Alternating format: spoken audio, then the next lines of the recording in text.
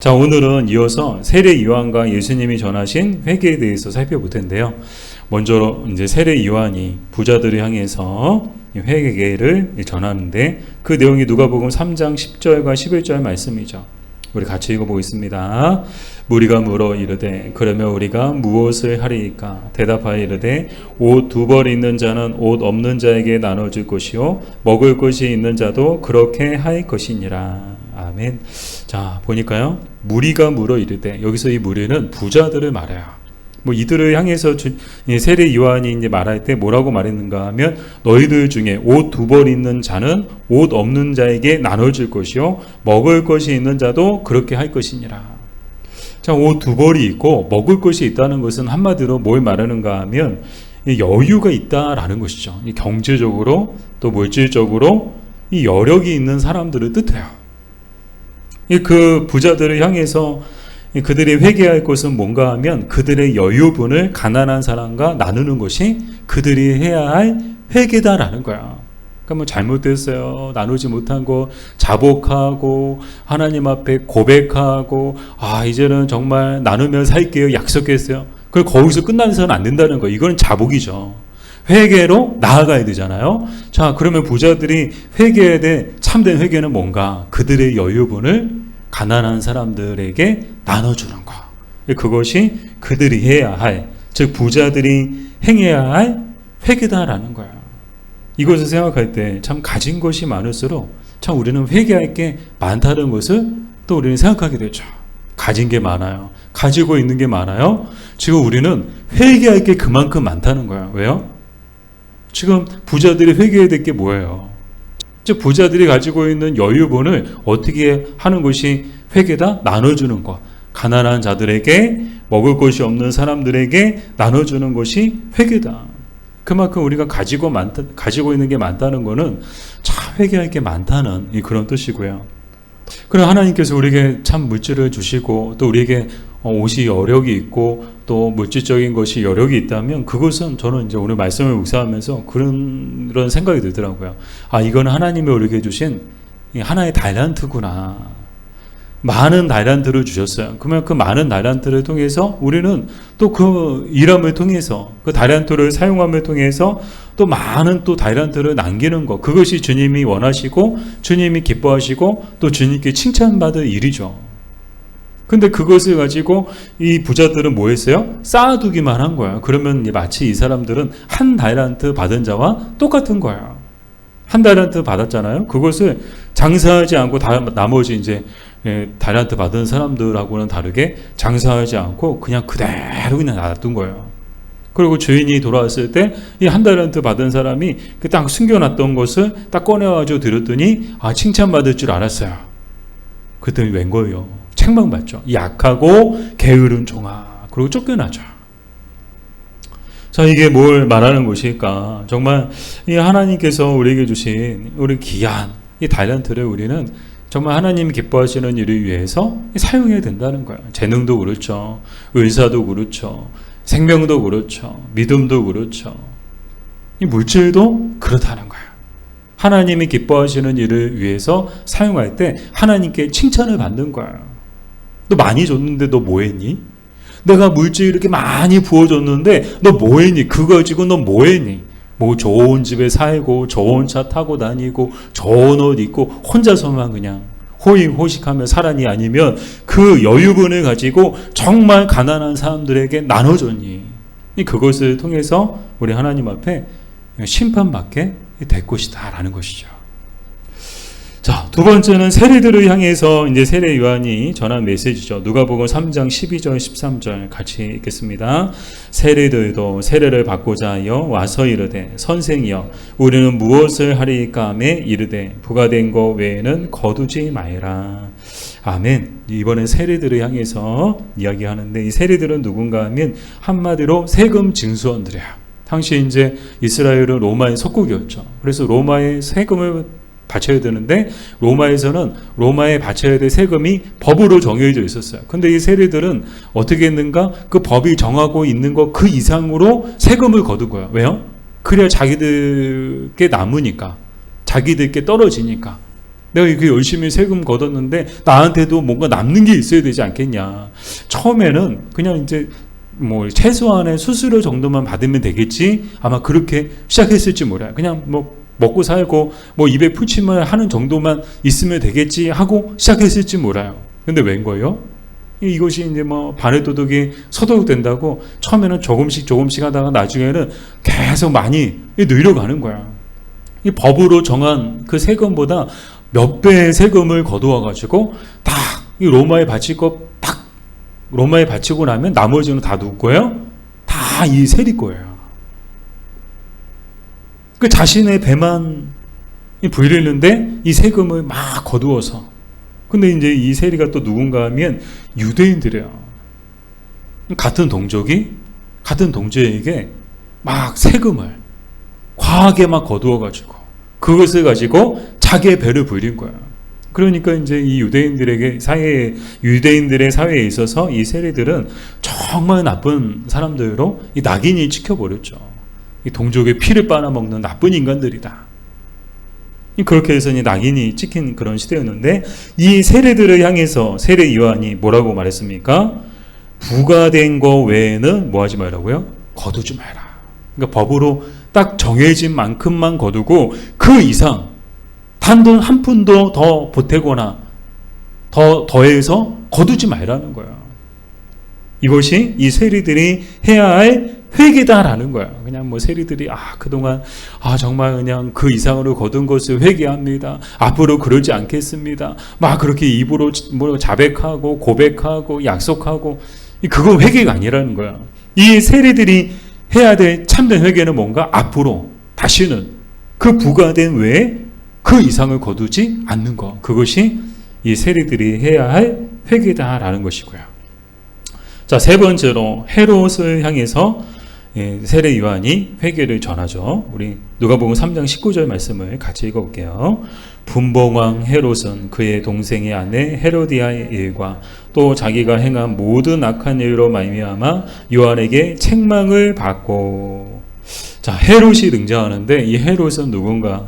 이 분봉왕이었죠. 그 지역을 다스리는 그런 이제 로마에 의해서 임명받은 그 지역을 다스리는 왕이었어요. 이 헤롯에게는 그의 동생이 있었는데 이 헤롯이 어떻게 했는가 하면 동생의 아내 헤로디아를 자기의 부인으로 맞은 거야. 이 도덕적으로 윤리적으로 사회적으로 해서는 안 되는 그런 불의한 일을 이 헤롯이 저지르게 되죠. 이 다른 사람도 아니고 왕이 정말 누구보다도 도덕적으로 사회적으로 윤리적으로 탁월해야 될 그런 왕이 아주 대놓고 정말 자기의 동생의 아내를 자기의 부인으로 맞이한 거야. 뭐 있을 수 없는 일이죠. 근데 참 놀라운 것은 누구도 그를 비판하거나 비난하는 사람이 없었다는 거야. 뭐 우리나라 같았으면 난리 났죠. 아니 감히 어떻게 대통령이 그런 짓을 저지를 수 있냐. 다들 촛불 들고 막 태극기 들고 온 국민이 다 나가서 대통령 탄핵시켰을 거예요. 벌써 탄핵 당했을 거예요. 근데 이 시대는요. 그 누구도 아무도 이 헤롯의 불의함에 대해서 비판하거나 비난하는 사람이 없었다는 거예요. 왜요? 당대 최고의 권력자였기 때문이죠. 왕의 말이 법이거든요. 법 위에 왕이 있거든요. 왕의 말 한마디면요, 한 사람의 생명도 그냥 결정되는 거예요. 인생, 가문, 정말 그 지역의 운명이 다 이 왕의 손에, 왕의 말 한마디에 달려 있거든요. 그러니까 다 이 왕의 눈치를 보면서 왕이 무슨 짓을 하든 아무리 파렴치한 짓을 하든 누구도 그것을 대놓고 비판하거나 비난하는 사람들이 없었다는 거예요. 뒤에서는 그냥 욕하고 뒤에서는 비난하고 그럴 수 있겠지만 감히 왕 앞에서 그런 말을 하는 사람이 없었다는 거예요. 그러나 오늘 본문에 보니까 세례 요한은 달랐다는 거예요. 세례 요한은요 대놓고 헤롯을 책망하죠. 자신의 권력과 지위를 이용해 악한 일을 하는 것은 죄다라고 헤롯을 향해 외치게 되죠. 더 나아가 하나님이 두렵지 않은가라고 헤롯에게 그냥 당당하게 회개의 메시지를 전한 거예요. 그 누구도 이 헤롯에 대해서 비판하거나 비난하지 않는데 이 세례 요한이 당대 최고의 권력자인 헤롯을 향해서 그냥 목숨이 한 10개 되나 봐요. 세례 요한이요, 당당하게 그 회개를 촉구했던 거예요. 자, 이처럼 세례 요한이 회개를 촉구했어요. 뭐 부자들에게, 또 세리들에게, 또 헤롯 왕, 심지어 왕을 향해서도 그렇게 막 거침없이 회개의 메시지를 전했던 거예요. 그러나 자, 이 세례 요한이 전한 회개에는 한계가 있었는데요. 결정적인 한계가 있었는데 그 한계가 뭘까요? 세례 요한이 전한 메시지는 다 구구절절 다 맞는 말이에요. 다 옳은 말이에요. 그러나 그것을 받은 사람들이 어떻게 했는가? 뭐 부자들이 정말 세례 요한이 전한 대로, 메시지대로 정말 그들의 여유분을 막 사람들에게 나눠주고, 세리들이 정말 부과된 거 외에 거두지 않고 헤롯이 정말 회개했느냐? 자기의 잘못을 뉘우치고 이 헤로디아를 다시금 이제 자기의 동생에게 돌려보냈느냐? 그러지 않았어요. 헤롯만 봐도 우리는 알 수 있죠. 헤롯이 어떻게 했습니까?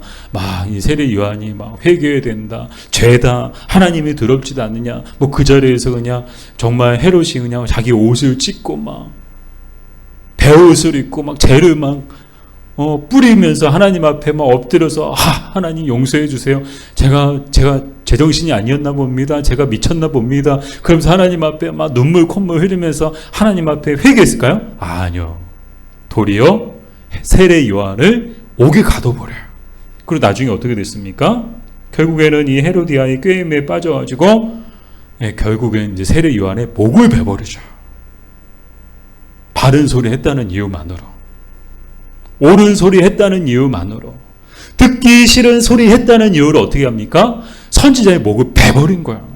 이거는요, 정말 선지자의 목을 뱉다는 것은요, 하나님의 목을 벤 것하고 똑같은 거예요.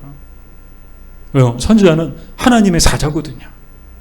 하나님의 말씀을 전하라고 하나님의 권한을 위임받은 하나님의 권한 대행이거든요.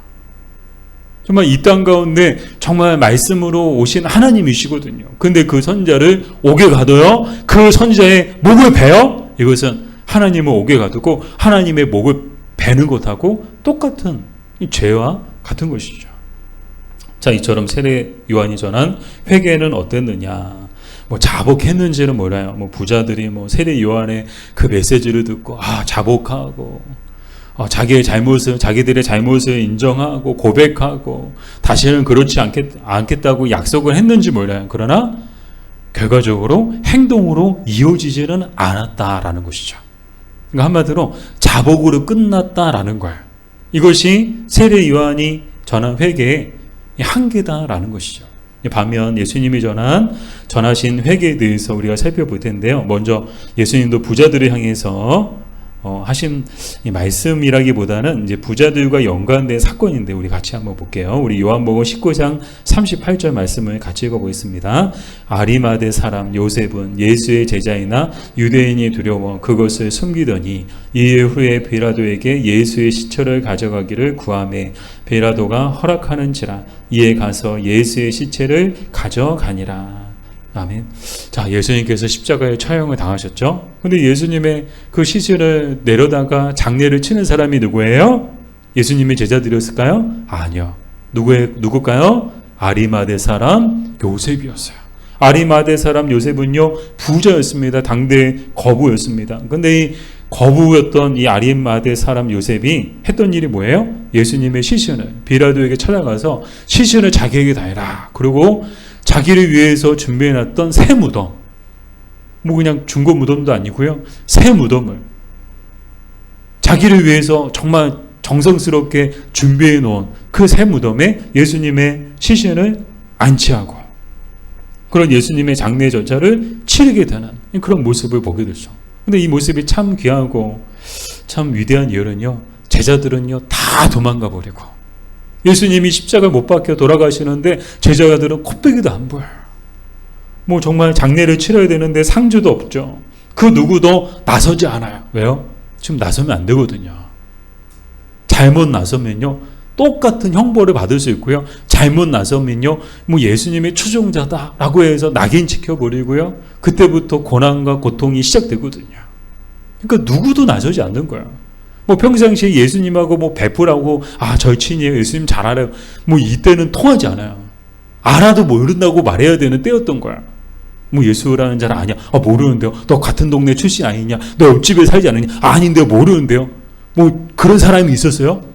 알아도 모른 척 해야 되는 때가 바로 이때였죠. 근데 정반대의 사람을 우리는 보고 있죠. 누군가 아리마대 사람 요셉, 부자였다. 그럼 어떻게 이 아리마대 사람 요셉은 제자들도 나서지 않고 누구도 나서지 않는데 어떻게 나서서 예수님의 그 시신을 요구했을까? 근데 성경에 보니까요, 이 아리마대 사람 요셉을 뭐라고 표현하고 있죠? 오늘 요한복음 19장 38절에 그는 예수의 뭐라고요? 예수의 제자이나 제자라고 표현을 하고 있어요. 이 아리마대 사람 요셉은요, 예수님의 어떤 예수님과 이 아리마대 사람 요셉의 관계를 우리는 알 수 있죠. 이 요셉은요, 예수님의 제자였어요. 아마 13번째 제자이지 않았을까라는 생각도 들어요.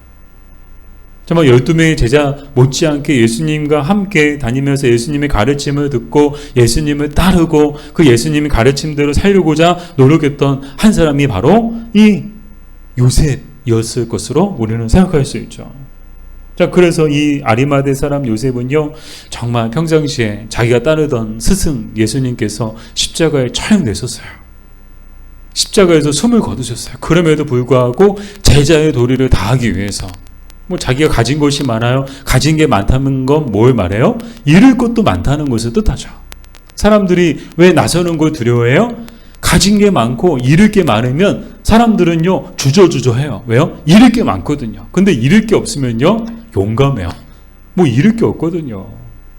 뭐 가진 게 없으니까 잃을 것도 없으면 차라리 용감해요. 근데 가진 게 많아요? 있는 게 많아요? 그럼 잃을 게 많으니까 사람들은 나서지 않거든요. 근데 이 요셉은 어떻게 했습니까? 비록 가진 것이 많았어도 그럼에도 불구하고 자신은 예수님의 제자라는 정체성을 가지고 있었기 때문에 자기의 스승이신 예수님께서 십자가에서 숨을 거두시고 이제 장례를 치러야 되는데 그 누구도 나서지 않으니까 어떻게 합니까? 자기의 모든 걸 걸고 나선 거야. 빌라도에게 찾아가서 예수님의 시신을 당당하게 요구한 거야. 이 말은 무슨 말이에요? 다 잃어도 좋다는 거야. 예수님을 위해서 내가 가지고 있는 모든 재산을 다 잃어버려도 좋다는 거야. 참 위대한 모습이고 정말 놀라운 그런 믿음의 모습을 우리가 보게 되죠. 자, 두 번째로 이제 세리에 대해서 우리가 살펴볼 텐데요. 우리 누가복음 19장 1절에서 2절까지의 말씀을 우리 같이 읽어볼게요. 예수께서 여리고로 들어가 지나가시더라. 삭개오라 이름하는 자가 있으니 세리장이요 또한 부자라. 아멘. 자, 유명한 삭개오가 등장하는데요. 삭개오에 대해서 삭개오는 세리들 중에서도 뭐라고요? 세리장 그리고 부자라고 표현을 하고 있어요. 그만큼 이제 정말 삭개오는요 세리들 중에서도 정말 직급이 높은 그런 세리였고 정말 그 세리들 중에서도 가장 재산이 많은 세리였다는 거예요. 근데 이제 삭개오가 이제 이만한 이제 위치에 올라가기 위해서는 그동안 얼마나 많은 부정과 불의를 저질렀는지를 우리는 짐작할 수 있죠. 뭐 열심히 노력했어요? 아니요. 열심히 그냥 사람들의 피 빨아먹고 뭐 법으로 부과된 것 그 이상의 막 세금을 걷어들임을 통해서 결국에는 다 사람들의 세금을 착취에다가 거부가 된 거죠. 부자가 되고 세리장이 된 것이죠. 자, 근데 중요한 건 이 삭개오가 예수님이 오신다는 이야기를 듣고 이 키가 작으니까 예수님이 볼 수 없으니까 뽕나무에 올라갔다가 예수님이 이제 이 삭개오를 보시고 내려오라. 내가 너희 집에 유하여야 되겠다. 해가지고 이제 예수님이 삭개오 집에 들어가시죠. 그랬더니 예수님께서 뭐라고 이제 그 삭개오와 이제 같이 이제 교제를 나누시던 중에 이 삭개오가 예수님께 뭐라고 고백을 하는가? 이 자기의 소유의 절반을 가난한 사람들에게 주겠다고 얘기하는 거예요. 삭개오가 예수님에게 이런 고백을 하는 거예요. 제 재산의 절반을 가난한 자들에게 나눠주겠습니다. 그리고 만약 누구의 것을 속여 빼앗은 일이 있다면 4배로 배상하겠습니다. 저 어떻게 이 삭개오는 예수님이 야, 너 먼저 말씀하신 것도 아니에요. 야, 너 재산 많잖아. 너 반을 가난한 자들에게 나눠주고 너 마냥 너 뭐 이렇게 누구의 것을 속여서 빼앗은 일이 있으면 4배로 갚아라. 그렇게 했으면 사실상 전 재산을 다 사람들한테 나눠줘야 되는 거야. 정말 그가 열심히 해서 재산을 모을 수 있는 재산은 얼마 되지 않았거든요. 대부분의 재산들이 다 불의한 방법으로, 부정한 방법으로, 수단과 방법을 가리지 않고 그렇게 착취를 통해서 이 부자가 된 거거든요. 그러니까 예수님이 이제 그렇게 말씀하신 것도 아닌데 삭개오는 자기가 먼저 예수님 앞에서 이런 고백을 하고 있는 거야. 어떻게 이런 고백을 할 수 있는가? 그 이유는요,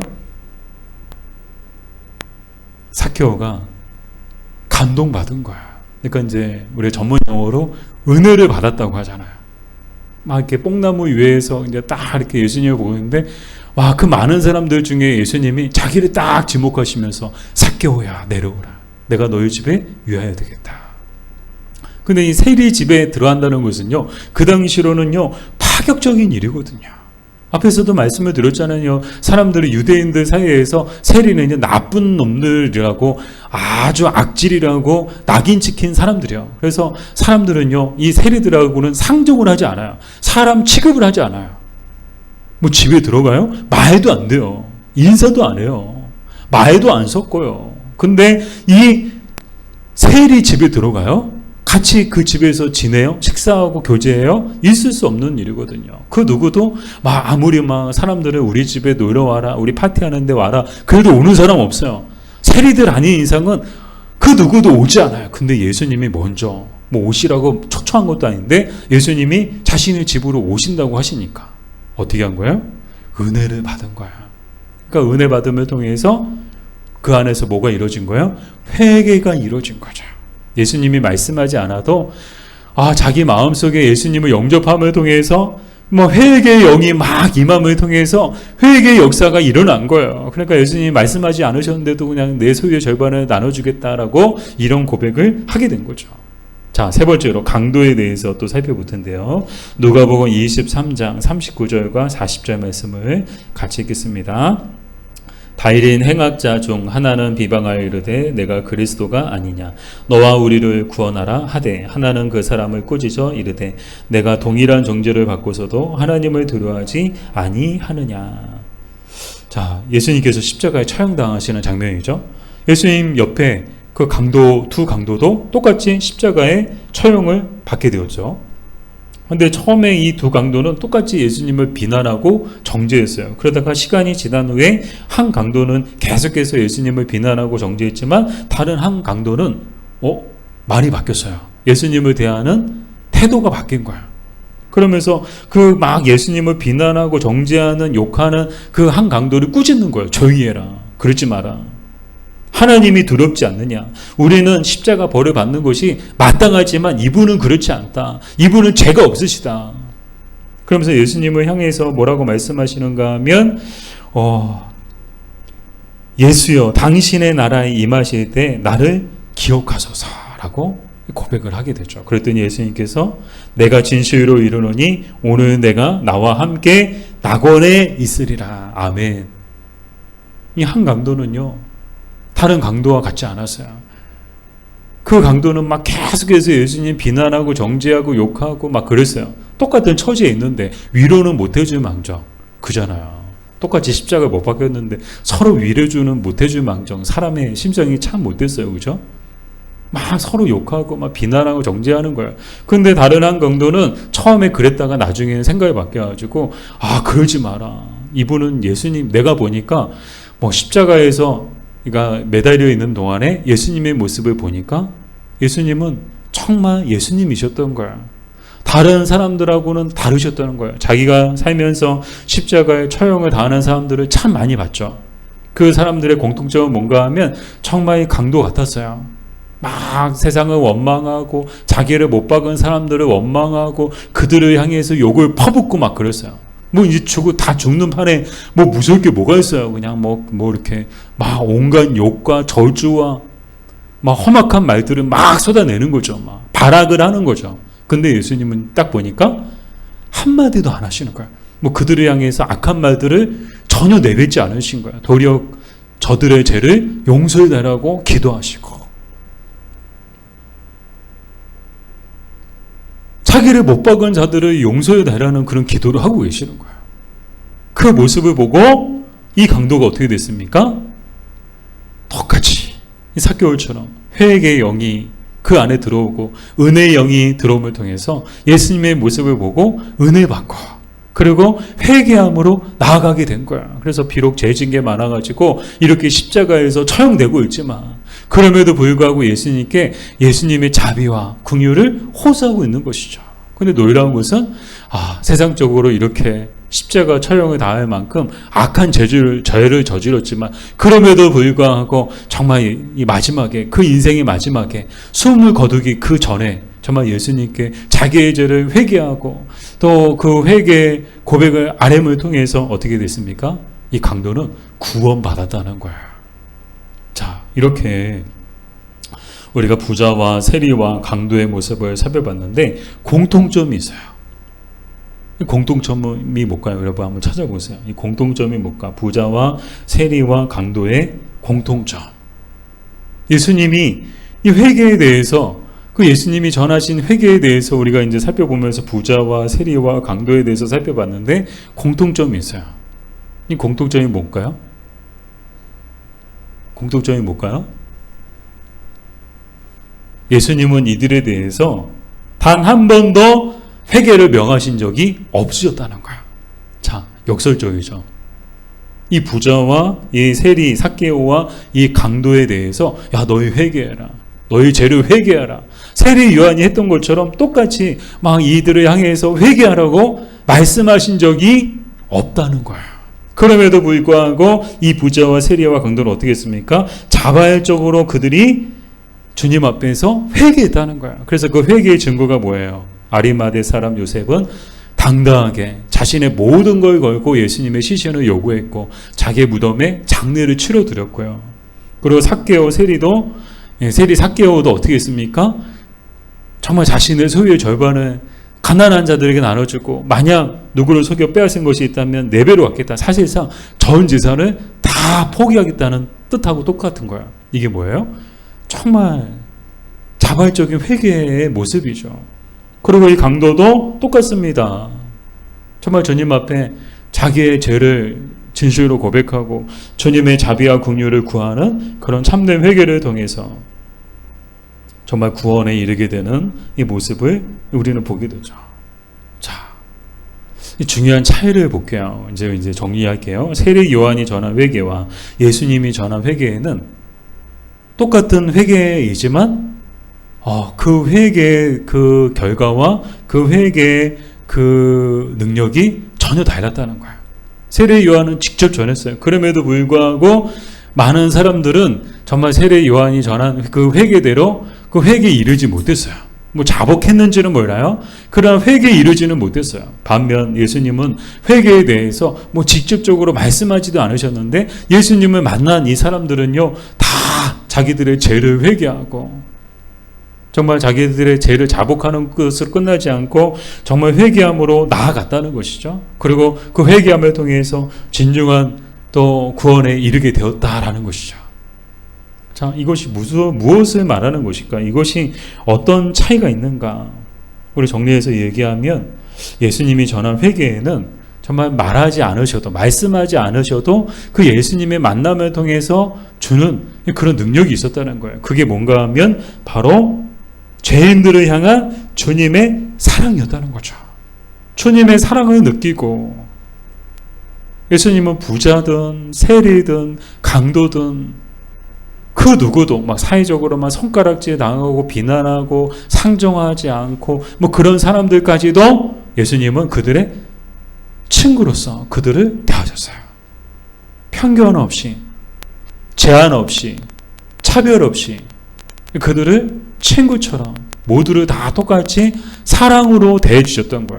그 사랑을 느꼈던 사람들만이 그 사랑을 느낌을 통해서 자기들의 죄를 자복하고 회개함에 이르게 되었다는 거예요. 사랑하는 여러분, 우리의 회개가 자복에 머물러 있는 이유는 뭘까요? 바로 이런 이유이지 않을까? 우리가 주님의 사랑을 뜨겁게 체험했다면 어쩌면 우리도 우리의 모습을 보면 세례 요한이 전한 그 회개에 머무르 있는 것은 아닐까? 막 맨날 회개는 얘기해요. 목사님이 뭐 회개하래, 뭐 성경에도 회개하래. 그래서 계속해서 회개의 메시지를 전하는데 우리의 모습을 보니까 자복으로 끝날 때가 정말 많아요. 참된 회개로 나아가지 못하고 자복으로 끝날 때가 참 많은 거야. 그 왜 그럴까요? 그 이유가 뭘까요? 오늘 우리는 말씀을 통해서 그 이유를 발견할 수 있는데, 그 이유는 뭔가 하면 오늘 우리가 정말 아리마대 사람 요셉처럼, 삭개오처럼, 십자가상의 강도처럼 예수님의 사랑을 뜨겁게 체험하지 못했기 때문에, 예수님, 우리를 향한, 죄인들을 향한 주님의 사랑에 대한 분명한 자각이 결여되어 있기 때문이다라는 거예요. 바라기는 우리 안에 정말 회개에 대한, 그런 회개하라고 해서 회개하는 것이 아니고 가장 먼저 우리를 향한, 죄인들을 향한, 우리 죄인들을 향한 주님의 그 뜨거운 사랑, 그 주님의 자비와 그 긍휼하심에 대한 그런 자각과 또 그런 체험이 우리에게 있었으면 좋겠습니다.